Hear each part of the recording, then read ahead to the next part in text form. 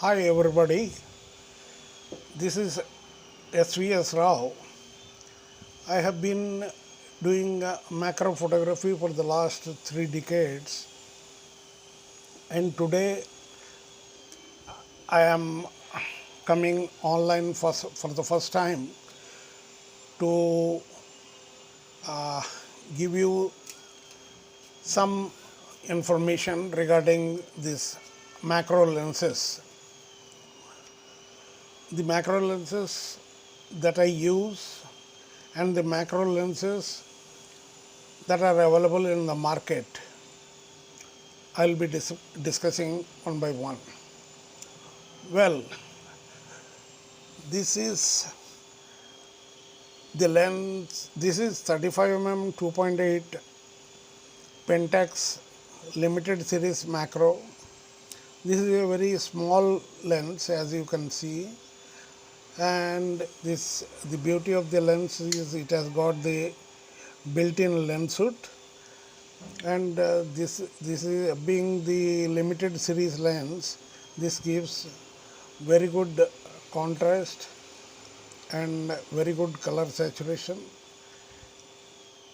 in all the macro pictures. Now my next lens is the Pentax 100 mm 2.8 macro. This is DFA, that means this is digitally integrated lens, and this has got WR, that is weather resistance. So it can be used in a slight drizzle outside. Since almost all Pentax bodies have got weather resistance, this is a very good combination which I use during monsoons. And the third lens is my oldest lens. This is SP series Tamron 2.5 90 mm macro lens. This is a manual lens, and this is a very heavy lens, and it is built like a tank. It is a heavy lens, and the beauty of the lens is this mount of the lens can be taken out according to you can use it in different mounts. That is, to explain, if you have got Canon, you can put the Canon mount. If you have got a Nikon, you can put the Nikon mount. If you have got Olympus, you can put the Olympus mount. Only the mount will change and the lens will remain the same. Now this is with a Pentax mount, as you can see, Pentax K mount. This is a Tamron Adaptal 2. This gives very good color saturation, and though this is a Filmera lens, this gives very good contrasty pictures and very sharp pictures. And my next lens is Nikon 105 VR lens. This is one of the sharpest lenses manufactured by Nikon. This has got a nano coating, and this is used by almost every macro photographer who uses a Nikon. Then the other lens I use is the Tamron 180 mm 3.5, which gives 1:1 macro. Of course, all my previous lenses are 1:1. So this is the longest lens I own, and this is also the most used lens by me. Okay, why there are so many lenses Why is so many focal lengths? I'll explain you a little later. Now I want to show you some of the pictures taken by me. This is only for demo purpose and for increasing your interest in macro photography. Hope you will enjoy these photographs. These are all taken by different lenses, macro lenses.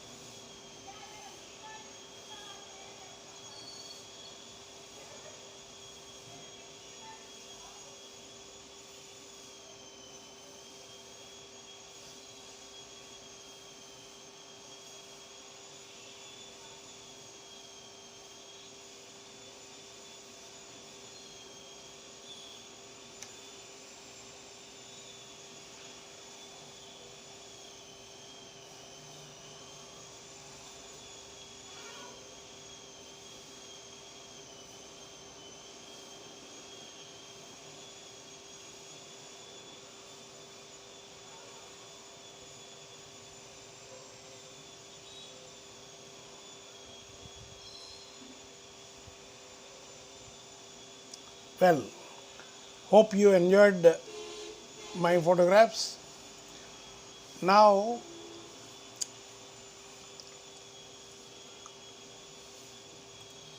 let me tell you the different lenses, macro lenses available in the market. Macro lenses in the focal length of 15 mm to 200 mm are available in the market. Almost every camera manufacturer has its own macro lens. Nikon has got 40 mm, 60 mm, 105 mm and 200 mm f4, which is their best lens, and it is still in production. Canon has got their 100 mm, 180 mm and their exceptionally beautiful this MPE 65, which gives more than life-size reproduction. That is, you can go to 2:1 or something like that or more. Then coming to Pentax, Pentax has got 35 mm, 50 mm, 100 mm and 200 mm f4. Sigma has got 50 mm, 70 mm, 105 mm and 150 mm and 180 mm. Probably Sigma is having the widest range in so far as Sigma these macro lenses are concerned. So Tamron is having 60 mm, 90 mm and 180 mm 3.5. So likewise this Tokina has got their 100 mm and Voigtlander has got their 90 mm and Vivitar has got their 90 mm like that. Okay, why so many focal lengths? The thing is that when you want wider coverage and the space is limited, then the wide angle macro lenses come in handy. Supposing you are, for example, supposing you want to take a bunch of flowers and you don't have enough space to move back. There is a space constraint. In that case, you can use a wide angle lens, that is a 35 mm or 15 mm, something like that. Whereas the coverage will be full. If you are using 100 or 90 something like that, then you will not be getting the bunch of the flowers, you will be getting only a single flower or a petal of the flower. So likewise, supposing you are going to take the bride's hands, which are colorfully decorated, and you have got a space constraint, you cannot go back. In that case also, this wide angle lens comes in handy. And these 105, 90 or 100 lenses are the widest used lenses in the world, because they cater to almost all the needs of macro photography. And these lenses, this particular 90, 100 and 105 lenses, they can be used either way. They can be used for macro photography as well as for taking portraits. They give very good portraits.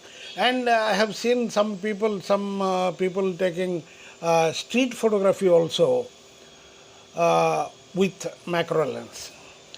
Then comes 180 or 150 or 180 or 200 These all these are longer focal lengths available. When you are taking some dangerous insect, supposing a biting spider or a biting mantis or a picture of a snake, which is most unpredictable, because and you want to keep yourself at a safe place, then this longer focal length macro lens allows you to take the picture at a distance, keeping yourself safe. So these are the things. And in as you go longer, you get a beautiful bouquet. As you see the picture on my screen, this photograph is taken by this Tamron 180 this is also useful. Longer focal length is also useful when you are taking the photograph of any shy insect. Supposing some butterflies species are very shy. The moment you go near, they will fly away. So in that case, you keep yourself at a safe distance and you can take a beautiful picture like that. So these are, I have covered almost all the lenses, I think. And in my next episode, I'll be telling you about the accessories available for these lenses and also the lighting equipment, that is lighting, artificial lighting for using indoors or outdoors. And my next episode will be tips. I'll be trying to give tips on how to take a good photograph in the field. And let me tell you that there is no substitute for a macro lens. If you are into macro photography and you want to take a good photograph, then you have to purchase a macro lens.